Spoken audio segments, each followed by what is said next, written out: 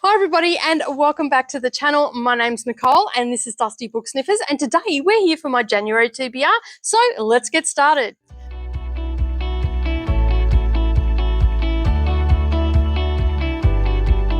Well, good morning or good evening everybody and welcome back to the channel. Thank you for taking some time out of your day and spending it with me while I prattle on about the books that I am going to read in the month of January. And yes, you can see in my background that I am out and about in the big wide world again. I have my granddaughter here. We are at one of the local parks. We were at another park, but I had to stop recording because, yeah, and I just scrapped that video because the council guy was mowing in the background. It was very loud. So anyway, here we are. We're at another park and I'm going to talk about what I'm planning on reading in the month of January. As you can see, I have a double page spread for the books that I'm going to read. Have I slightly overcommitted? Probably, but hey, it wouldn't be Booktube and it wouldn't be my Booktube if I hadn't overcommitted myself. So I do a pretty good job of getting through everything though. I must admit I do get a lot of reading done. But as I said, we're at the park, so I've got to pick it up the pace because we do have some storms rolling in. So I am going to start with my Read Around the World challenge plans. Okay, so I am still struggling to find books for this challenge. Not sure which way to go, whether I want to go with memoirs, whether I want to stick with fiction. So I've decided to throw all of that out the window and just go with what I want to go with, whether that's fiction, translated works, or what. It just will depend what I can find because I'm really struggling to find stuff, especially in the physical, because I like to read a physical book. So I do have a little bit of problems finding the physical book sometimes. So far so good with the challenge. I've done pretty well at finding books here and there. Now, I'm going to talk about Armenia. Armenia is the one that has really tripped me up in this challenge because I did get a book and I think I got it from the UK and it was called Road to Home. And if you see my video on Wednesday, you would have seen that I DNF'd that. I just wasn't gelling with it. It was very slow and it is revolving around the 1915 for lack of a better word, Holocaust genocide of the Armenian population that Turkey took it upon themselves to facilitate.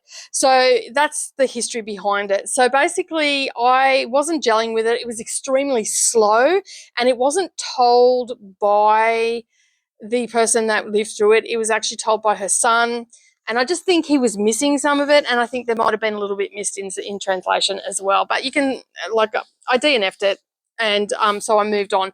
Now, while I was reading that, I did come across another book called Sandcastle Girls. Now, I originally thought that the author was from Armenia. In further research, I found out that he was born in the US, but this book the setting is Armenia, Syria, the Ottoman Empire, and Armenia in 1915. So when this was taking place, Middle East, Egypt, and New York. Now, from my further research, the author has actually travelled to Armenia, so he has done his research from what I can tell.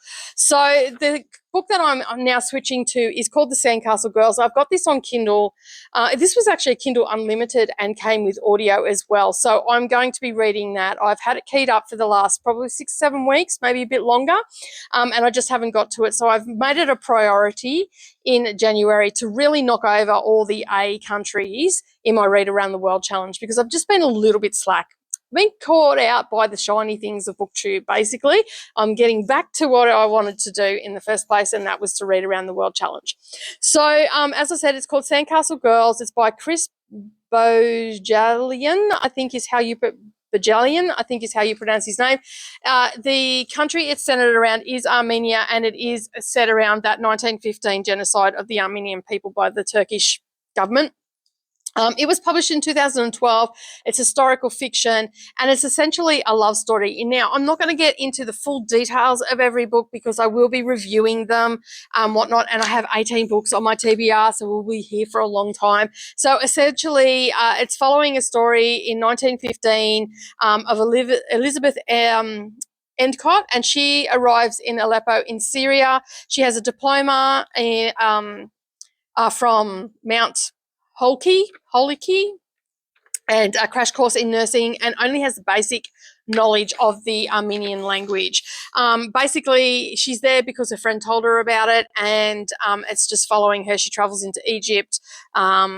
She begins to write letters and realises that she's fallen in love with fallen in love, and it's just going on from there. I haven't really 100% dove into the nitty gritties of this book. And then it's also got the present day as well. So it's dual timeline, which I don't mind a dual timeline, and it's also historical fiction, which is my jam. So that's why I'm going to go with this one. I've listened to the first chapter, and so far so good. It sounds all right. And I was reading along with it, and I'm sort of gelling with the writing. I feel like I'm going to get right into the story. So I'm going to stick with that one. And that's what I'm going to go with. Good, bad, or the ugly, I'm going with that one. And as I said, it also has a dual timeline, and it's also following Laura, who is a novelist, and she is writing about her heritage through her grandparents, and she's learning about love, loss, and all the stuff that happened and whatnot. So it sounds like a really interesting story. And as I said, it's historical fiction. It's a dual timeline, which is my jam. I love it. I don't mind a dual timeline. It keeps me, because I've got the attention span of a gnat, I guess, it keeps me sort of engaged because I'm flipping from back to forwards. I mean, not all dual timelines are great. I'll grant you that. Not all of them are great, but this one sounds okay so far. And as I said, I've listened to the first chapter and I gelled with it, so I'm going to stick with it. All right, so I don't know whether I've said it or not on the channel, but I think I said at one stage that I was going to really try to read a few books from Australia, because that's my next prompt after Armenia. And so basically I have a few that I've had on my shelf for quite some time, or not, well, at least a year anyway, and one that was a gift. So basically for Australia, I have all physical books for this, and they're also available on Scribd as well. So if you're interested in any of them and you've got a Scribd subscription, you'll be able to find them over there on audio. And I believe 2 of the books were also in ebook format as well. So they're not just audio over there. Okay, so I have pulled out, and now let me just grab them. And the wind is picking up a little bit, so I'm trying to hold all my notes in place. I'll just grab them. So I'm going to start with, I believe it is, what's his name? Aaron Falk series, okay, from Jane Harper. So The Dry is the first book in his series. The Force of Nature is the second. And I believe there's another 2 or 3 that are following his adventures. Essentially, he is a federal investigator, and so the first one is The Dry, and basically it has basically who really killed the Hadler family is the question that's being asked on the back of the book. It hasn't rained in Kirana for 2 years. Tensions in the farming community have become unbearable when 3 members of the Hadler family are discovered shot to death on their property. Everybody assumes that Luke Hadler committed suicide after slaughtering his wife and 6-year-old son. Federal police investigator Aaron Falk returns to his hometown for the funerals and is unwittingly drawn into the investigation. As suspicion spreads throughout the town, Falk is forced to confront the community that rejected him 20 years earlier. Because Falk and his childhood friend Luke Hadler share a secret, one of which Luke's death threatens to unearth. It just goes on there. This is a story about heroism, the sins of the past, and the struggle to atone. So basically it's a mystery thriller, I'd say, and it's following the federal police investigator Aaron Falk. Okay, so the next one that of Jane Harper's is book 2 in the Aaron Falk series, and basically it just says what happened to Alice Russell on the back, and then it says 5 reluctant women pick up their backpacks and start walking along muddy tracks. Only 4 come out the other side, and I'll just leave it at that, because it then just goes on to say that how he's been drawn into the investigation, yada, yada, yada. The next one is called The Woman Next Door by Liz Brisky. Shall we go with that, Brisky? Okay, so it's a reflective, warm, wise observation of ingredients that create a lasting friendship, says the Weekly Times. Over the years, the residents of Emerald Street have become more than just neighbours, but they have built lasting friendships over a drink, a chat on their back verandas. Now a new chapter begins with their children having left home, and it just goes on from there. Now, she is an Australian author. I did not know that this person was an Australian author, and I've just rearranged all of my bookshelves, and this was a gift. I believe this came from my friend Gail. She sent this to me. last Christmas, maybe the Christmas before, a birthday maybe. I can't remember now, but I know it was a gift. And I've had it on my shelf meaning to read it for a while. And I thought, well, what better time to read it than for Read Around the World, Australia. All right, so the next one, if you hear any noise, that's just little M just come up to get a drink. The next one that I'm going to read, this one was a score. I got this, you've probably seen this in one of my haul videos. I went down to the local cheap shop and it has $2 books from time to time, or $2.50, sometimes they're $5. But from time to time, you can pick up a really good bargain. Now, originally, you're right? Yep. There's bones in that water. So I picked this up for $2. I picked up about 5 or 6 books this particular trip that I went on. And this author, unbeknownst to me, is an Australian author, Deborah Adelaide. Now, this is Zebra and other other stories. And I'll just read what is on the back of this. A body buried in a suburban backyard, a suicide pact worthy of Chekhov, a love affair born in a bookshop, the last days of Benelong, and a very strange gift for a most unusual prime minister.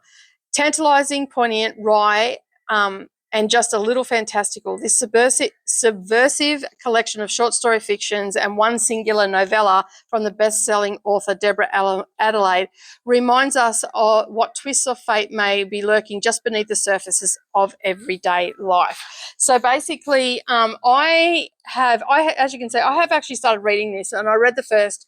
I'm almost through the first story.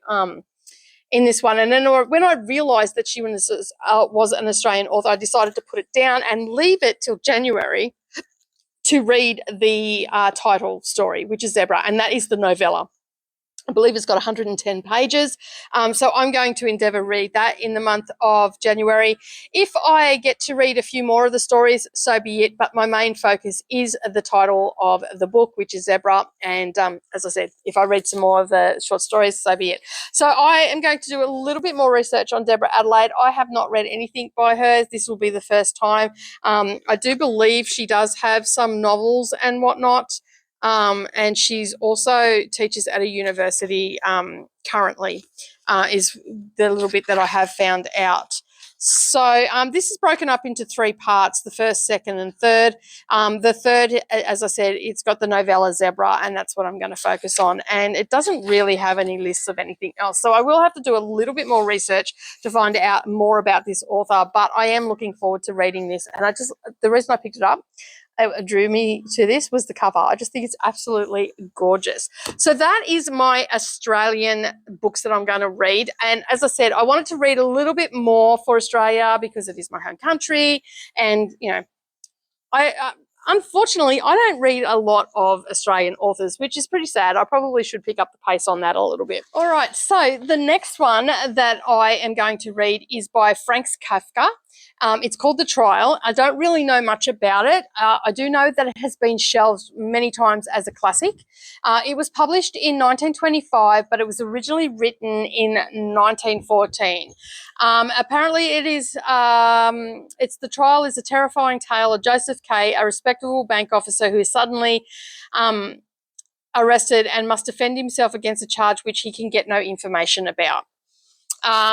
And so, yeah, it just goes on about the, you know, modern bureaucracy with madness and, yeah, and all that sort of stuff. So I will go into more detail. It didn't really have much of a blurb, and what was on Kindle was pretty much what was on Goodreads. So it hasn't really given me a great deal of information.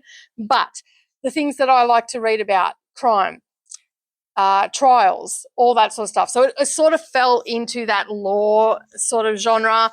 And so I thought, well, why not read about it? And it falls into the classics as well, which is really fitting in with my my jam this coming year. All right, the next one. So that's all I've really got on that one. I haven't done much research on the author. I have heard the name before, so I possibly could have read something about the author in the past because I have heard the name or I've heard someone talking about it. So I'm just going to go with that one for Austria because I couldn't really find anything else that intrigued me or, you know, jumped out at me or anything like that. The next one that I'm going to read is for Azerbaijan. Okay, is the country. This was published in 2015. It has under 400 ratings, which I'm quite intrigued about because, I mean, when you go and have a look on Goodreads, most books have thousands of ratings. This one had under 400. I think it was 336 possibly. It's been shelved as historical fiction. Anybody that's been here for a while knows I like my historical fiction. It is a little bit of my jam. So basically, other than that, I don't really know much about it. It is by Ella Leyer, okay, and it's called The Orphan Sky. And basically, what caught me about this, the Los Angeles Review of Books describes The Orphan Sky as authentic, disturbing, and as brilliant as The Kite Runner. And that was enough for me. So I thought, well, I loved The Kite Runner. I thought it was an absolutely, and A Thousand Splendid Suns by, the name's escaping me right now, but I read those two books for Afghanistan, and they were brilliant books. I absolutely love them. So I figured, well, if this has been compared to that, it's probably right up my alley. So it's set in the Middle East, and The Orphan Sky mirrors ancient Azerbaijan legend of the Maiden Tower. So we've got a little bit of, legend and stuff in there, which is, I really like that sort of stuff. And it just goes on to talk about a little bit about what the book is about. So basically, as I said, it was following the legend of the Maiden Tower. So basically it goes on just to say, once upon a time, when the evil Shah of Darkness ruled over the land of fire, when the Orphan Sky appeared at the Caucasus Mountains from the Black Dome of Sorrow. A young piano prodigy, Layla, from a privileged family, meets a bohemian artist. They create the clandestine... Words are not coming out today. Salon of Two, searching for new ways to create expressive freedom, and just goes on from that. And basically, it seems like it's a bit of a love story as well. So, so that is all of my letter A's. I'm not going to go in, as I said, I'm not going to go into great detail because I'm going to be reviewing these books pretty much as I read them in January. They will go up on the channel. The Read Around the World videos generally go up on a Wednesday. So if I've got one finished for the first Wednesday of January, then I will review it and get it up. If not, it will be the second week of January that we should see the first one up there, as long as everything goes to plan. I'm also moving my daughter out of home this month as well. And I've also, to help me move along a little bit quicker as well, all of my B countries have been chosen. I have all the books listed and ready to go. I'm not going to go in them today. But as I said, the video goes up on a Wednesday. If I don't get one read every week, well, then it'll go up as soon as I'm finished reading it, because they aren't a priority book for me.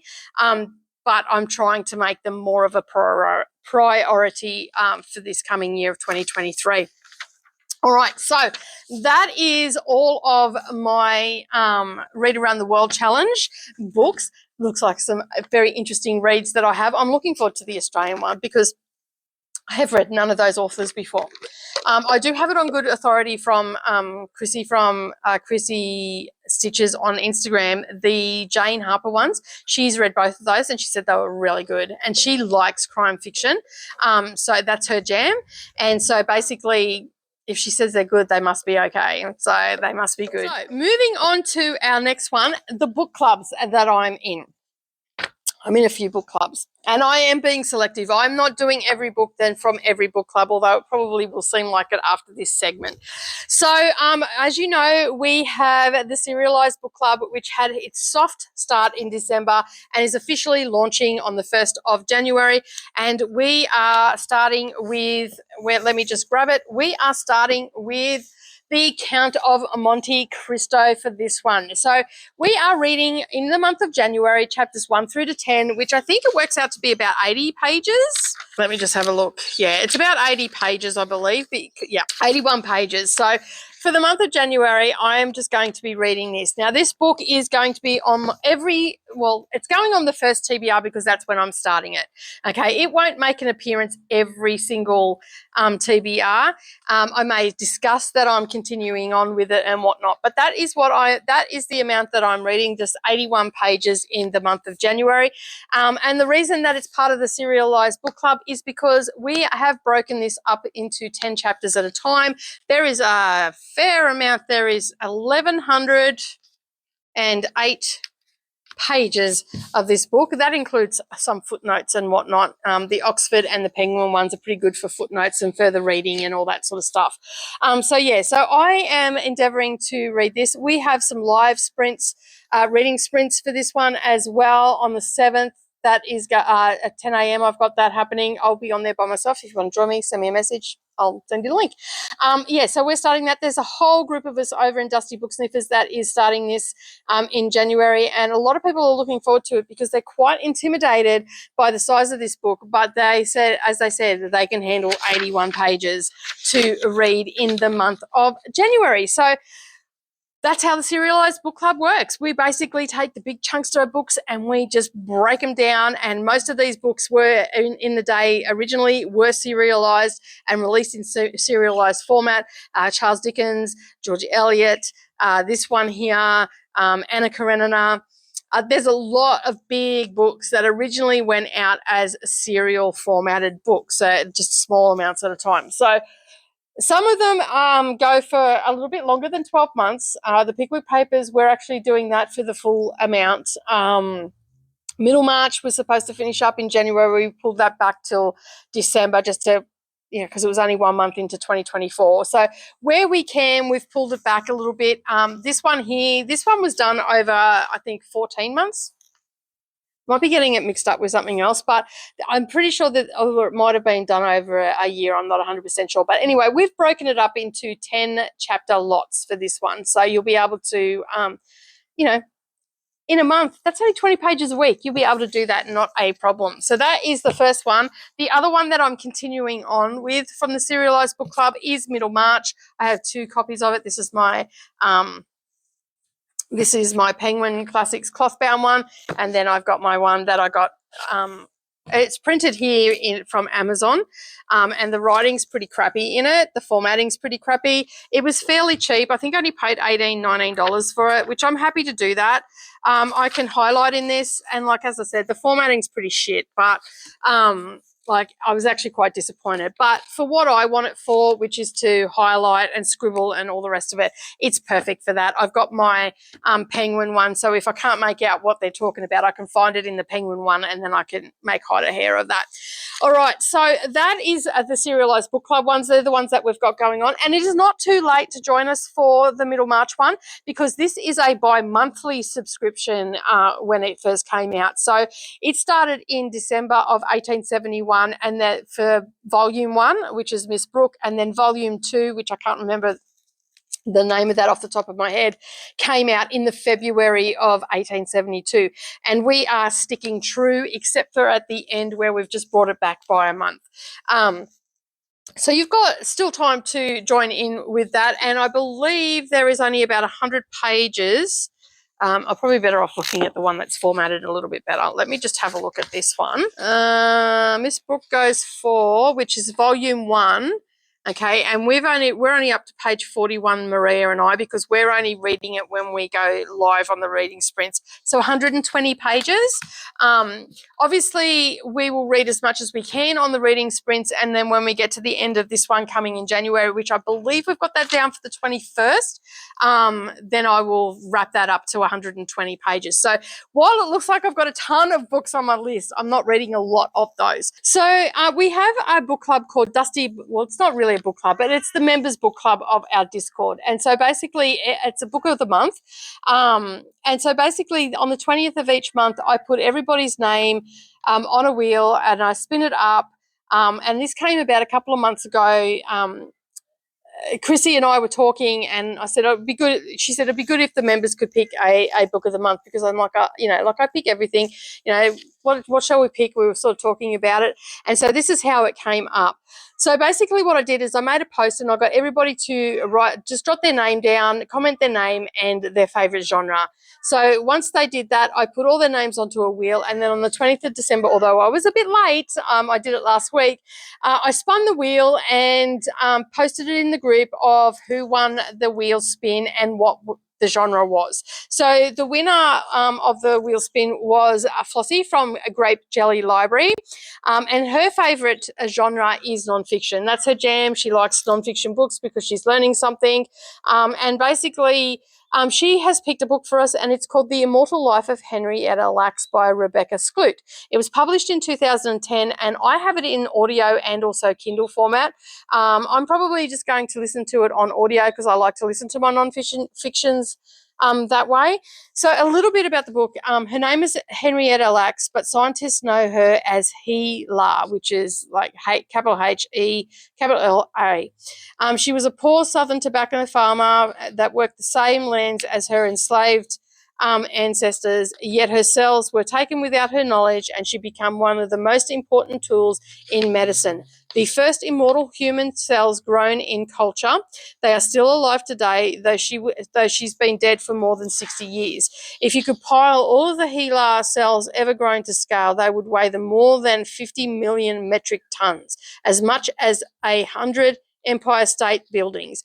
HeLa cells were vital for developing the polio vaccine, uncovered important advances in vitro fertilization, cloning, gene mapping, and yet Henrietta and has been bought and sold by the billions. Yet Henrietta Lacks remains virtually unknown and is buried in an unmarked grave. And so basically Rebecca Skloot is just taking us on that journey, and we learn all about her. So I'm really keen.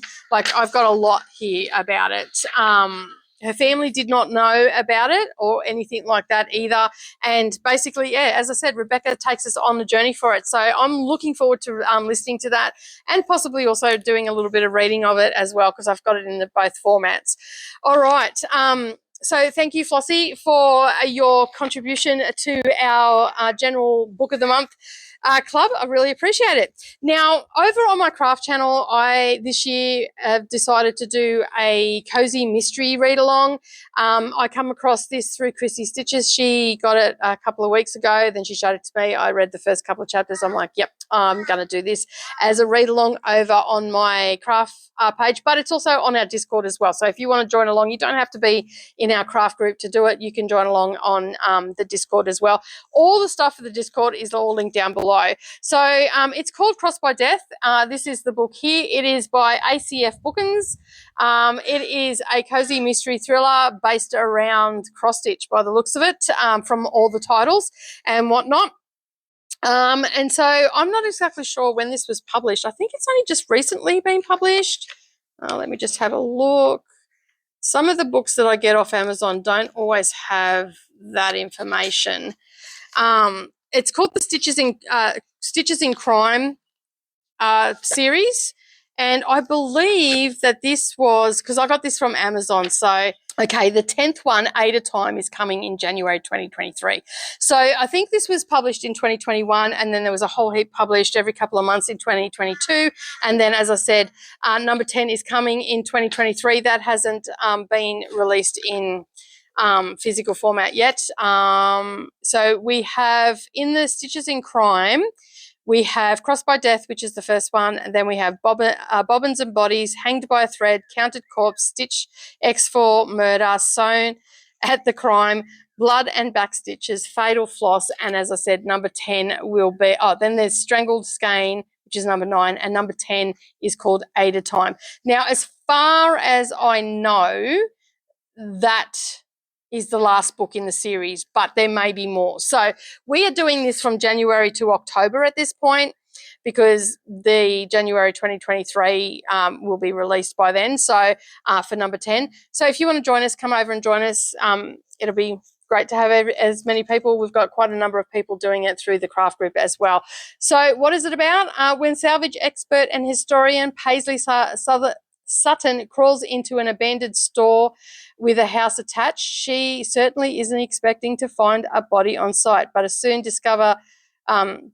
her discovery sends Paisley on an expedition through history that links this murder to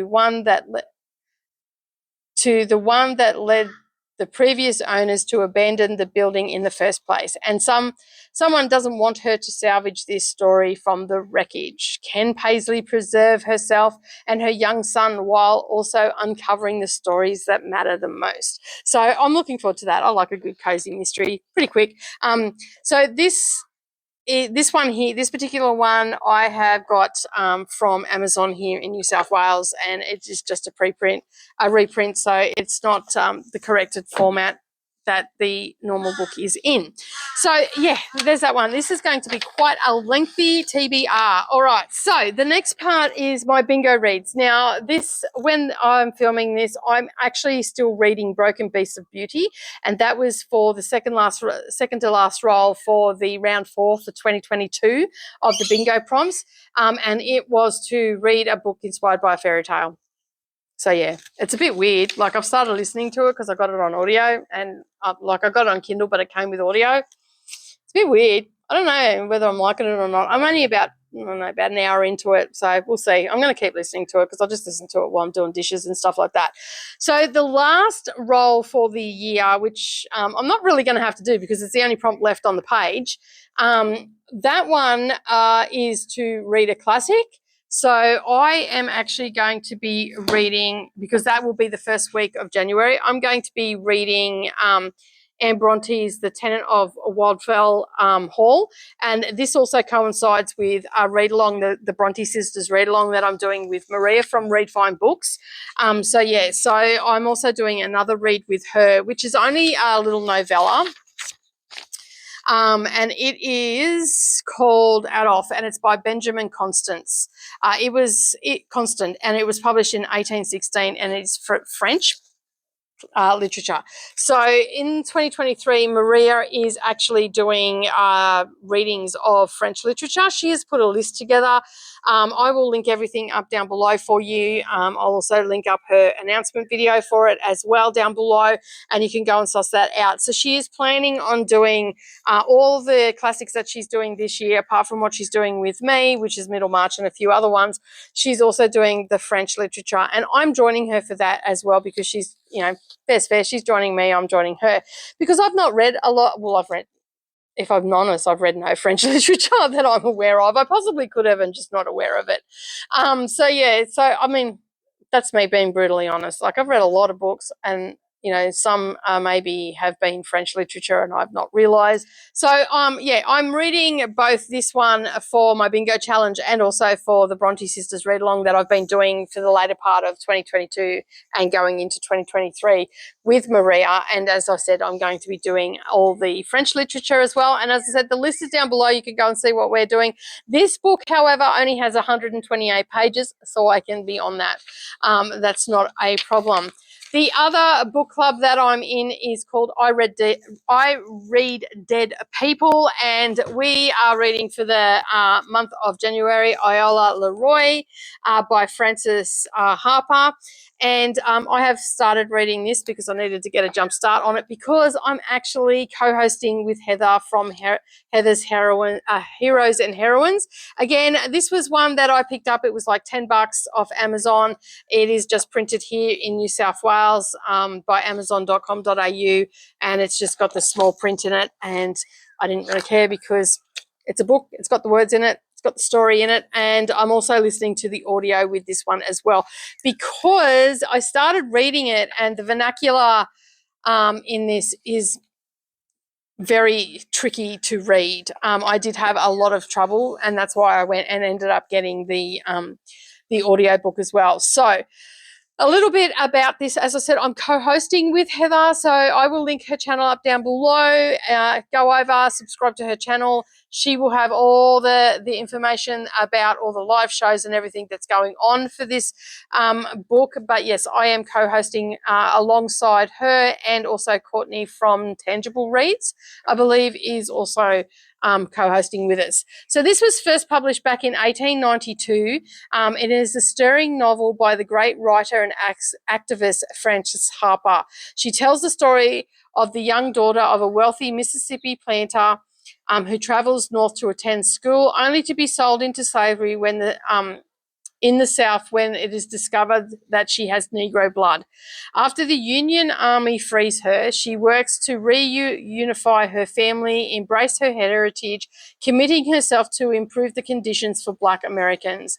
Through her fascinating characters, including Iola's brother, who fights on the front in the colored regiment, Harper weaves a vibrant and provocative chronicle of the Civil War and its consequences through African American eyes in a critical contribution to the nation's literature.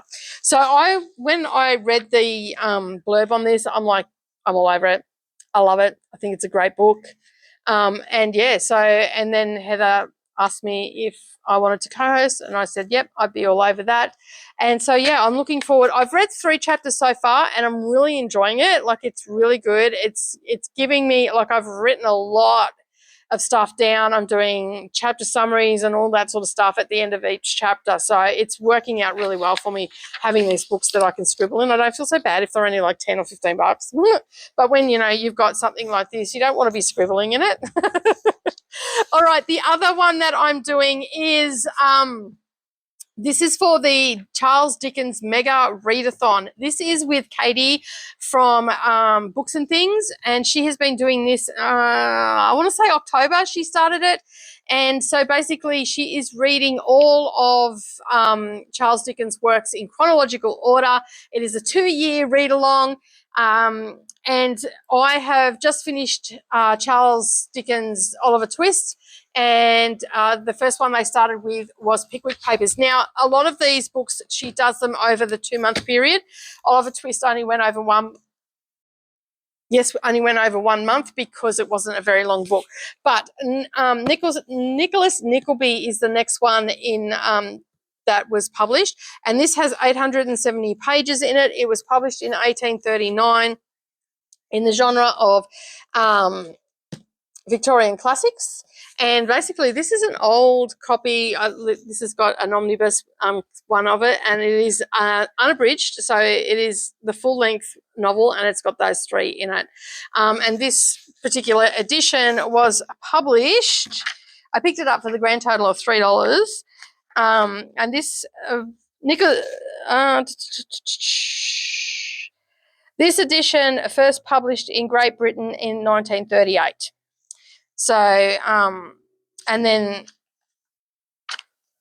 so the 3 of them together was in 1938, and then this particular one was 1983.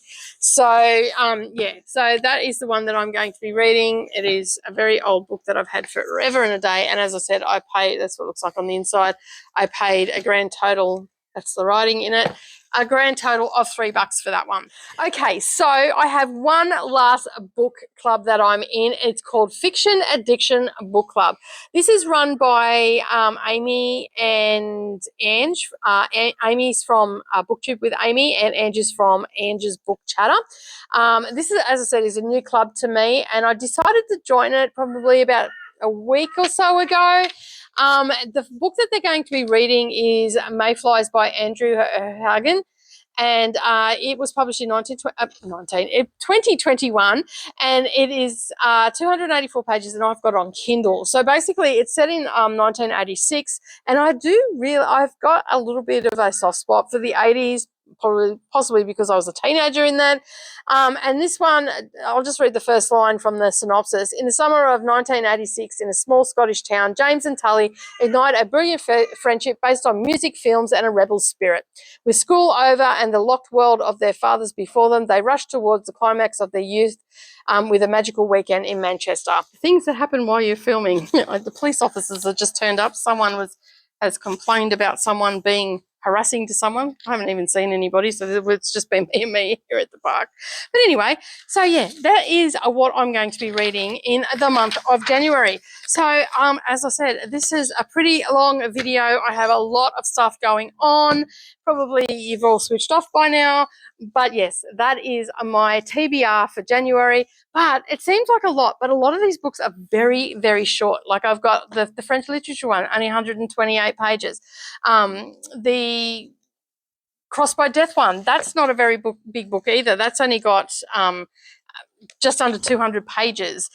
This one here has only got 400 pages. I'm only reading another 100 pages of Middlemarch and also The Count of Monte Cristo. And a lot of the other ones I have, they are on audio, so I'll be able to get through them, and they're not very long audio books either. So not a great deal of massive books to read, just a lot on my TBR. But that is it from me today. Thank you so much for joining me. I do appreciate you hanging in for this long and seeing what I'm going to be reading in the month of January. Hopefully next month, February, won't be as long, but anyway, if it is, it is. All right, but as I said, that's it from me today. Have a wonderful day, everybody, and don't forget, keep turning those pages, and I will see you in the next video. Bye for now.